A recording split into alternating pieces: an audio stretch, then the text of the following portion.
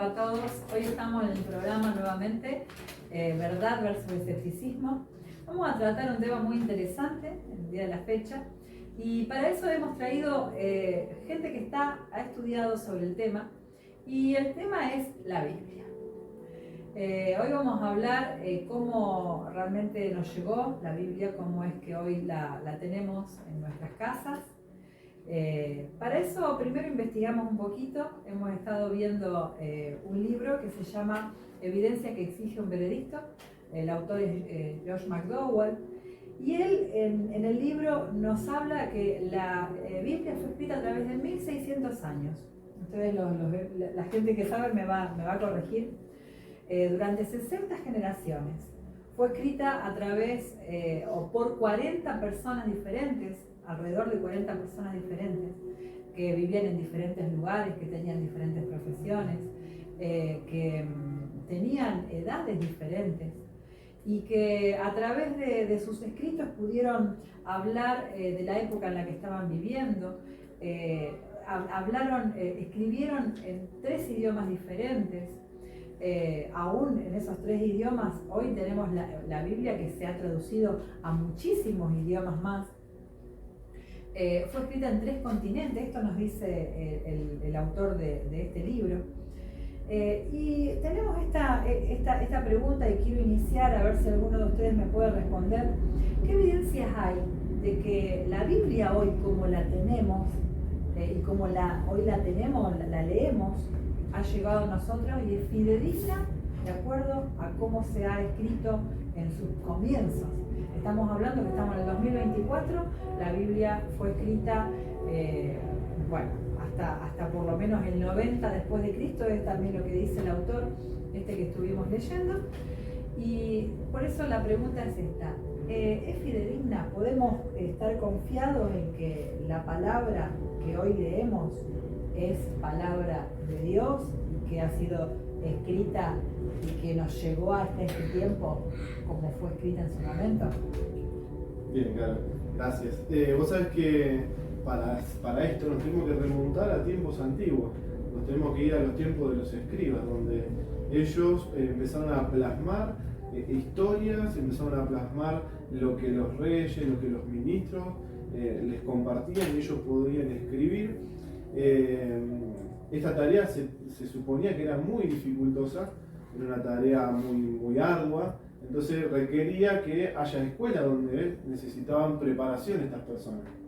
Estamos teniendo en cuenta que todavía la imprenta no había sido creada. Exactamente. Fue creada en 1450 aproximadamente por Gutenberg, así que no estamos hablando de gente que escribió en piedra, después pasó a escribir en pieles de animales, en papiros. Era todo lo que tenían en esas épocas. En ese momento. Entonces, estas personas, todo lo que vos estabas nombrando recién, requería de tener una posición económica, entonces esto no era para cualquiera, sino que era propiamente de un reinado, de sacerdotes, de ministros, que podían tener la parte económica de solventar estas personas que estudiaran y que puedan escribir y relatar todo esto que ellos proponían. Con respecto a esto, estas escuelas de formación, ellos iban de generación en generación formándose, pero he aquí que esto no es algo propio de los israelitas, sino que fue tomado desde los egipcios. Esto fue una tarea tomada desde ellos, de un aprendizaje. Si nos remontamos a Moisés, Moisés salió del seno egipcio, donde él se formó y ahí comenzó toda la era escritural, donde ellos empezaron a preparar de una manera muy puntual, de una manera significativa.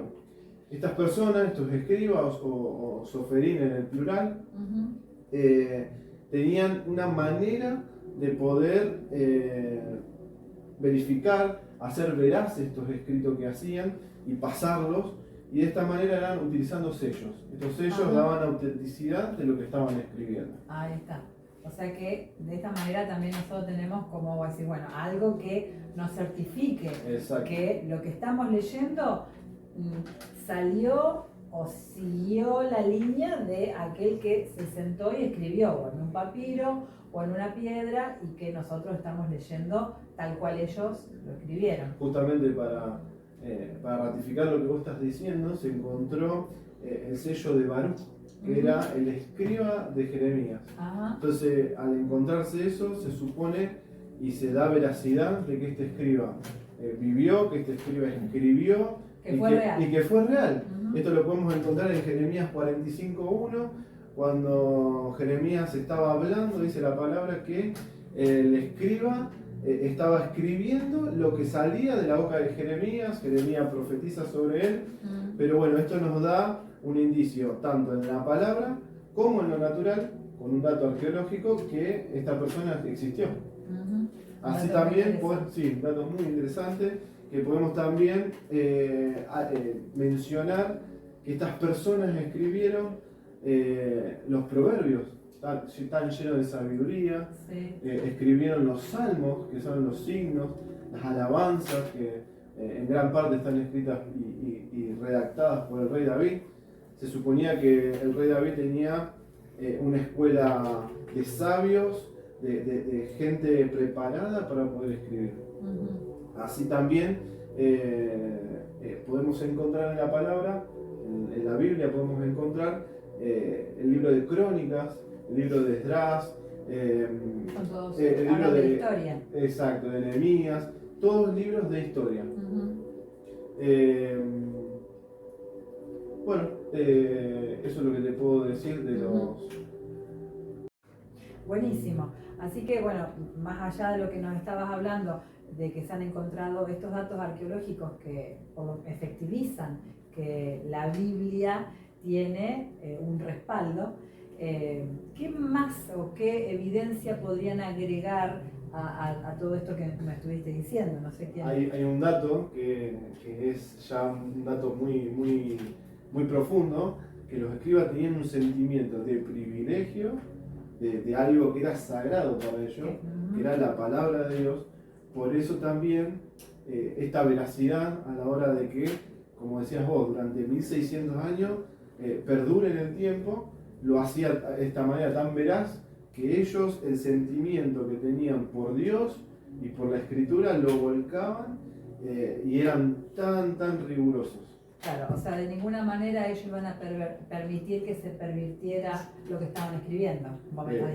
Ellos mantenían el ojo puesto en la palabra, incluso al principio ellos escribían lo que otras personas relataban y después eso se fue transformando y ellos lo fueron llevando ya a ser copistas de la palabra, pero no solamente copistas, sino que estudiaban, delimitaban letras, podían llegar hasta escribir cosas en los márgenes para que otras personas lo puedan estudiar y ver si eso era real o no.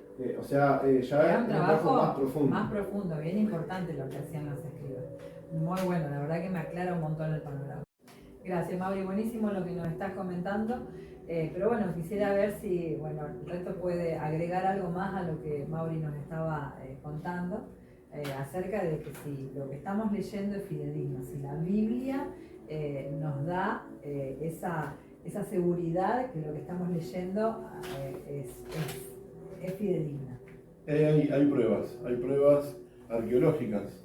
En el año 1907 hubo un hallazgo grande que se encontró el Códice de Leningrado. Data del año 1009, de principios de siglo. ¿Qué pasa con los escribas cuando encuentran este hallazgo? Comienzan a estudiarlo, hacen análisis, lo analizan y ven que la escritura es buena, es kosher, es apto, no tocado por el humano. O sea, se mantuvo acorde al códice, de cómo se le había dado la instrucción de parte de Moisés, cómo se tenía que escribir. Ahí está, escritura, lo que nos estaba contando Mauri. Otro hallazgo muy importante, en el año 1947 se encuentran las cuevas de Qumran. Buenísimo. ¿Escucharon esto? Las cuevas de Qumran estaban en el Mar Muerto, donde se encontraron más de 200 ejemplares en vasijas y estaban en un muy buen estado. Entonces, ¿qué pasó? Los escribas tomaron este hallazgo, junto con el Códice de Leningrado, y comenzaron a comparar las escrituras unas con otras, y han decidido declarar que el parecido era casi un 100% exacta. O sea, esto es lo hermoso que deja la evidencia que deja Dios para aquellos que dicen que la Biblia es una leyenda, que es un cuento. Es verdad, fue escrita de hace de miles de años, y acá están las pruebas. En las pruebas, o sea que a Las través pruebas. del tiempo se conservó la escritura tal cual o casi tal cual, y se pudo comprobar con lo de las cuevas de ¿Hay un Qumran. por qué? Porque lo del Códice de Leningrado fue escrito en papiro, Ajá, y las cuevas de Qumran fueron encontradas en rollo. claro, El papiro era es más perecible, Es más- un era más elemento, perecible. claro. Que es de origen vegetal. origen vegetal. Claro. Claro. Sí, sí. Pero el rollo era el rollo de un animal, que mi compañera le va a comentar un poco más profundo Me el interesa eso, tratamiento. me interesa el tema del ¿Qué tratamiento. pasaba? Los escribas, los Joferín, los Jofer, tenían que tener una cuestión para la escritura. Ujú. No cualquiera podía escribir, no cualquiera podía generar lectura o escritura en un rollo. Solamente, como decía Mauri, eran personas específicas, consagradas a ese tiempo. Eran hombres que dedicaban su vida Claro. a la escritura. No era cualquiera, no era podía ir cualquiera. yo a escribir. Muy El- preparado, el decía, escriba, decía él, que sí. eran enseñados en escuelas especiales. ¿Y cuál es lo notorio de esto de que pasó de generación en generación, de siglo tras siglo, la palabra fehaciente al origen? Ujú. El escriba, cuando hacía una copia, por cuestiones de los elementos perecederos que tenían en su tiempo, que era el papiro, que era la arcilla, la que también piedra, decía el compañero. cosas que se rompían, se desgastaban, se echaban a perder, han quemado, muchas palabras, han quemado cueros. Entonces, ¿qué pasaba? Estos escribas, ¿qué hacían? Tomaban el rollo y lo copiaban, pero con una autenticidad de decir letra por letra. Era letra por letra. El escriba se sabía la palabra de memoria, pero no muy tenía interesante el también. poder de escribir de memoria, sino que tenía que ver el rollo, el original, la primera letra, y copiarla en su rollo. Claro, llevaba Entonces, todo un ahí vemos, protocolo. claro, ahí vemos algo muy, muy importante que hace que en el tiempo la palabra siga siendo original, donde la copia es fehaciente, donde cada palabra, cada tilde, cada punto se respeta al original. Por eso es que se pudo concretar este hallazgo de decir, sí, es casi un 100% original. Buenísimo. Bueno, y me decías que Cintia nos podía hablar acerca de los pergaminos. Sí, y de eso les quería comentar un poco, ¿no? Del cuidado que tenía que tener ese animal, el cual iba a ser para transcribir los textos sagrados. No era cualquier animal, sino que se apartaba, su alimentación era especial, sus formas, sus cuidados eran específicamente para ser escrito por un escriba que iba a transcribir textos sagrados. No se usaba para cualquier libro, para escribir cualquier libro. Tenían mucho cuidado, y yo creo que por eso hasta el día de hoy esos pergaminos, ese material llega a nosotros, ¿no? Por la exhaustividad que ellos tenían, el compromiso con la transcripción de esos textos para que hoy nosotros pudiéramos tenerlo. Algo muy importante también es que tenían que tener una tinta específica, no podían escribirlo con cualquier cosa. La tinta era una tinta especial que se hacía con como una especie de tumores que se les formaban los robles en la tinta de agallas. A esos tumores se les hacía un tratamiento y luego pasaba a ser la tinta. Pero comenzaron a descubrir que si la tinta reposaba durante 3 días, perduraba más en el pergamino. Claro, fueron descubriendo. Entonces, hasta esa minuciosidad se le dio a la tinta. tenía que estar todo certificado rigurosamente. Los escribas, aún como Carlos comentó, eran personas que se dedicaban exclusivamente a eso, estudiaban, y aunque ellos sabían de memoria el texto que iban a transcribir, no lo podían copiar de memoria, sino que tenían que estar mirando letra por letra. Tenían que respetar el orden de las columnas, tenían que respetar el tamaño de las letras. Cada letra tenía un significado, si fuera más grande, más chica, resaltada, hoy le podríamos decir en negrita, Claro. también tenía un significado especial, y todo eso ellos tenían que saberlo y tenían que volcarlo Por y eso respetar. las escuelas que decía Mauri, que había escuelas que los entrenaban Toda específicamente la vida. para poder escribir. Sí, toda la los vida para ser un escriba. O Estaba sea que dedicado a era, eso. su profesión era ser escriba, Totalmente. no hacían otra cosa. No. Y lo más importante es esto de la certificación que Mauri Ajá. también decía. ¿Cómo sabían que estaba certificado? Porque Claro. era algo totalmente que no estaba en la mano del hombre ahí. Ahí O está. sea, claro. cuando solamente la intervención de Dios. Ujú, Entonces eso para ellos era una certificación. claro. Podemos hablar también acerca de las regulaciones, perdón, Ujú. que los escribas tenían que aprenderse de memoria y poder minuciosamente comprobar y chequear, Ajá. ir chequeando de que lo que él estuviera transcribiendo cumpliera con esas Claro. regulaciones. Ajá. Entonces hacían un trabajo muy minucioso y con tanta dedicación, con tanto énfasis en lo que hacía, que gracias a eso hoy por hoy hemos descubierto estas valiosísimas obras que se han encontrado, fragmentos que se han encontrado en las cuevas de Qumran, Ujú. que datan de tantos años atrás y que comparándolo con lo que hoy tenemos coincide. Entonces no nos da Es lugar a duda impresionante. de que la palabra fue revelada por el Señor. Sí, es impresionante, porque estamos hablando, en Qumran algo leí de eso y decía que fueron encontrados escritos que fueron escritos a 300 años antes del comienzo de la era, hasta el año 90.